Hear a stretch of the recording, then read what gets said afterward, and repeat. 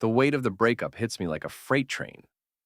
I thought I could handle it, thought I could brush it off, but no matter how hard I try to hold it together, the reality settles in like a heavy weight, suffocating me. Hey, it's Rick. The apartment feels too bright, almost sterile, but it has potential. It could be a great place for someone who wants a clean, successful space. Penelope moves around, already imagining it in her mind, claiming it as hers. She asks the realtor questions, using that smooth, confident tone of hers. I try to focus on the room, but my mind's not here. It's elsewhere, in a place filled with more questions than answers. I look at the kitchen, a new, sleek fridge, shiny, empty counters. This place could work. I'm just not sure if I want it. Rick takes a few pictures with my phone. Penelope calls over her shoulder without skipping a beat, saying she wants to show Lila later. I nod, taking her phone without thinking, the familiar weight of it in my hand.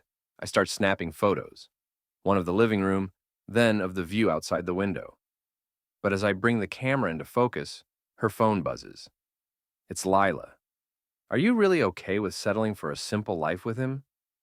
My thumb freezes. Settling. Simple life. I shouldn't look, but I do. Another message. I can't believe you're giving up so much for someone like that. The words hit me like a punch in the stomach. My heart races. I turn away, trying to ignore the sick feeling rising in my chest. Penelope's voice feels distant now, but it cuts through the fog. Did you get the closet shot? I glance back, still holding the phone, trying to act normal. Not yet. I snap a couple of photos, not really thinking about it. The pictures come out blurry and unfocused. My head's spinning too fast to make sense of anything. Penelope continues chatting with the realtor, all smiles and professionalism, while I struggle to stay afloat. I'm trying to breathe, but the word settling is stuck in my head. I can't tell if it's the apartment that feels off, or the life I thought we had together. I take one last look around the space. The room now feels smaller, less inviting. My hands are shaking, but I keep it together. I'm not sure what to do with this feeling, the phone and the buzzing messages in my mind. On the drive home, Penelope hums along to the radio, her eyes on the road, but she seems distant. I feel it too, the space growing between us. I want to ask her about the messages. I want to understand what she meant by settling, by saying she's giving up so much. But the words feel like they'll break something, maybe something that can't be fixed. Rick? She breaks the silence. You've been quiet. Is everything okay? Yeah, fine, I say, my voice flat, too flat.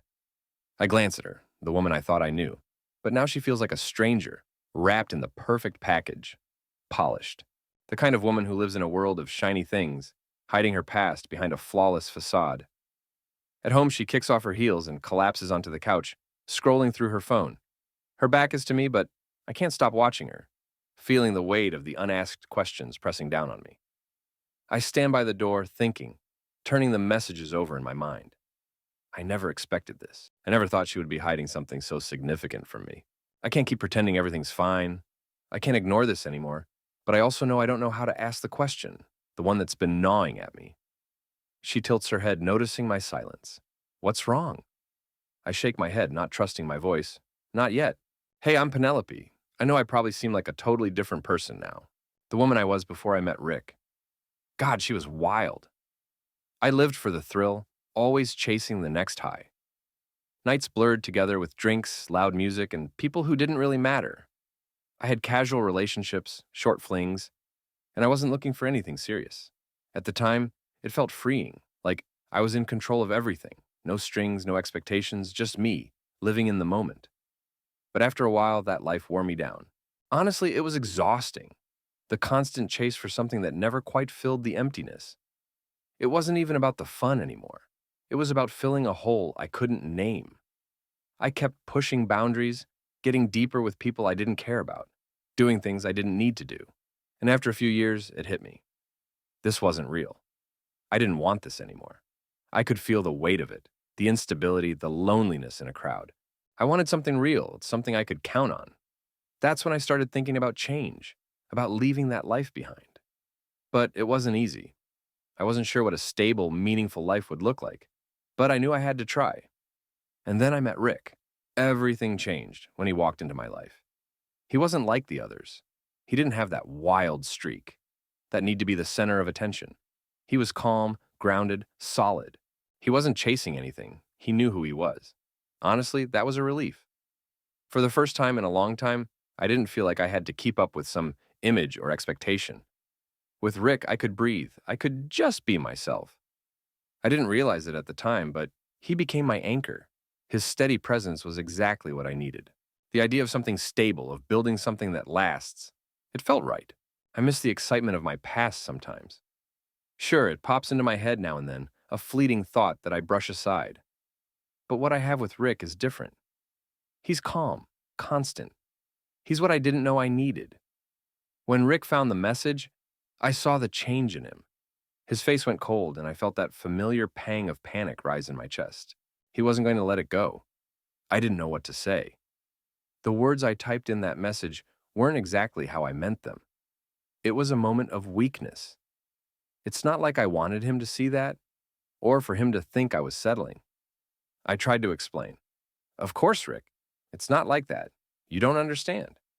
I didn't mean it the way it sounds, I said, my voice shaky. But he pressed. You said settling. So, I'm just a backup after you've had your fun with the so-called bad boys. I didn't know how to fix it, how to undo what was already said. It's not what you think, I repeated. But I saw the hurt in his eyes. It was too late to take it back. The more he pushed, the harder it was to keep hiding the truth. I didn't want him to know. I didn't want him to judge me. But he was right to ask, and there was no way around it. I couldn't lie anymore. I'd kept this part of me locked away because I thought he wouldn't understand. Or worse, that he'd see me as damaged. Now, Rick, there's more, a lot more. Things I've done, people I've been with. I've lived a different life than the one I have now, I said, my voice trembling. His eyes narrowed, waiting for me to go on. I could feel sweat building on my palms, my stomach tight. I used to be with guys who weren't good for me. Bad boys, you know? I got caught up in all that. The excitement, the thrill of it. It was dangerous, and I knew it. But it was all I knew. I paused for a moment, the weight of my confession hanging in the air between us. I did things back then that I can't undo. I don't like talking about it. I never wanted you to know, but I couldn't keep lying to you. His expression didn't change. He was waiting for more, expecting the truth in pieces. And I gave it to him. I don't do any of that anymore. I left it behind. I don't even want it. That's not me now. I've changed, Rick. I've grown. My voice quivers. I've left that life behind because I want something different. I want this. I want stability. I want you. I knew it wouldn't be enough. I knew he wouldn't just forget the things I'd said, the things I'd done. But it was all I could offer. I could only hope that the woman I am now, the one who craves peace and calm, could somehow outweigh the person I used to be. I don't need to do this. I don't need to explain myself, not to her, but somehow I find myself doing it anyway, trying to make her understand why this is it, why I can't stay here anymore. The phone's still on the table, and the message still lingers there in front of me. Settling for a simple life, she said. The words are stuck in my head, repeating over and over, simple life, settling. I'm furious. But mostly I'm disgusted. Penelope looks at me with that expression, the one that says she's trying to figure out where she went wrong. Well, that's easy. She never told me the truth. Not about her, not about us. And I'm done being the guy who gets strung along. Rick, please stop. Stop trying to make me feel sorry for you, I snap. You've been hiding your past from me. You kept it buried like it was some kind of secret I wasn't supposed to know. What else have you been lying about? Her eyes shift, finally, the first sign of guilt slipping through. I didn't mean to. No, you did. You meant it. You wanted to hide who you really are. You're embarrassed by it, and you didn't want me to think less of you. But guess what? I do know. I don't know who you are anymore. She tries to meet my gaze, but I see the cracks. I'm not some fool she can manipulate. I'm done. It wasn't like that, she says, her voice barely a whisper. I've changed. I laugh bitterly. Yeah, right. Change? You've been settling for years, playing the role of someone you're not. You're trying to convince me that I'm enough for you, but you know what? I'm not. You're not happy with me. You just don't want to be alone. I see her flinch, but I can't stop now. You're trying to make it sound like your past means nothing. Like it doesn't matter, I continue, my voice rising. But it does matter. You don't get to treat me like I'm some afterthought, like I should just accept you when you're too scared to admit who you really are. Penelope opens her mouth to say something, but I cut her off. It's not just about the past, though. It's about the future, too. You think I don't know what you really want? I shake my head, the anger and hurt building up. You're going to get bored of me, Penelope. I'm not a wild ride. I'm not some bad boy you can indulge in for a while. You're going to get restless, and when you do, I'll be the one left picking up the pieces. I can't do that anymore. I pause, trying to catch my breath. And I don't want to be this guy, the one who ends it. But she gave me no choice. She's been lying and hiding, and I can't keep going down that road. Why is it so easy to throw yourself at people who don't even value you? But with me, it's all about changing and playing it safe. Why couldn't you just be real with me from the start? I take another breath. So yeah, we're done. I'm not going to waste any more time on this. It's over. Penelope's face falls, but I don't care. I've said what I needed to say. The reality hits her. She's lost me, and nothing she says now will change that. She opens her mouth again, her eyes glistening with unshed tears, but I can't listen anymore. It's done. She had her chance to come clean, and she didn't. I can't sit here pretending everything's fine when she's been living a lie. Pack your stuff, I say. I'll be gone by the time you're done. And just like that, I turn my back and walk out. There's nothing left to say. The weight of the breakup hits me like a freight train. I thought I could handle it, thought I could shake it off. But no matter how much I try to hold it together, the reality settles in, heavy and suffocating. Rick's gone, and it's not just the loss of him. It's the loss of everything I thought we had, everything I thought we could be. I keep staring at my phone, waiting for a message, a call, anything. But nothing comes. I send him a few texts telling him how sorry I am, how much I regret what I said, how much I still care. I try to explain myself, tell him I didn't mean to hurt him, that it wasn't about him, but about my own fears. I even call him once, twice. Each time it goes straight to voicemail. I don't blame him for not picking up. Hell, I don't even know what I would say if I did get him on the phone. But I need to try. I need him to understand, to hear me. But he doesn't respond, and each day that goes by, I feel a little more like I'm fading away, slipping through the cracks of my own mistakes. As I sit there staring at my phone, I can't stop thinking about that word, settling. It wasn't just a careless slip of the tongue. I see it now, the way it cut through him, the way it made everything we'd built feel second-rate, like it wasn't worth anything. I never realized how much power a single word could hold until I saw the hurt in his eyes. I never meant it that way. I didn't mean to make him feel like I thought he was the backup plan.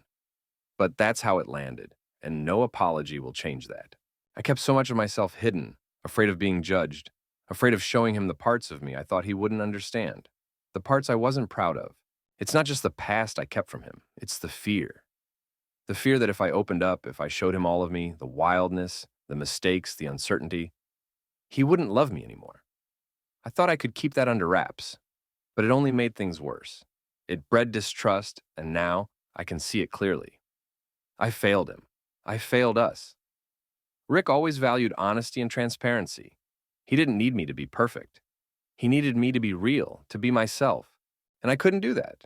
I was too busy trying to hide the parts of me I thought would scare him away, and instead, I ended up pushing him away by not giving him the one thing he needed most: trust. I never meant to hurt him, not intentionally, but when I think back, I see how my actions, how my hesitations and secrets undermined everything. I kept him at arm's length, never letting him in fully. I held back in ways I didn't even realize until now. It's funny how you can love someone and still be scared of them at the same time. Scared of what they might think, scared of what they might see in you. But the truth is, Rick deserved better. He deserved someone who could be open, who could trust him without all the baggage, the walls, the second guessing. And here I am, 34 years old, trying to put the pieces back together, wondering if I can ever truly change enough to align with the values Rick needed. Maybe I've changed, maybe I haven't. Maybe I've learned some lessons, but is it too late? I'll be honest with myself. I don't know if anyone will ever accept me as I am now, not with my past, not with the parts of me I've kept hidden. I don't know if I can find someone who will love me for everything I've been and everything I want to become. I'm not ready to give up on love, though. Maybe the right person is out there. Maybe someone will see the real me, the messy, imperfect, struggling me, and still choose me. I don't know if that's realistic, but I don't have many other options at this point. What I do know is that I'll never make the same mistake again. I'll never lie to someone I care about, not about who I am, not about what I need, because the hardest part of all of this wasn't losing Rick. It was realizing that I lost myself somewhere along the way.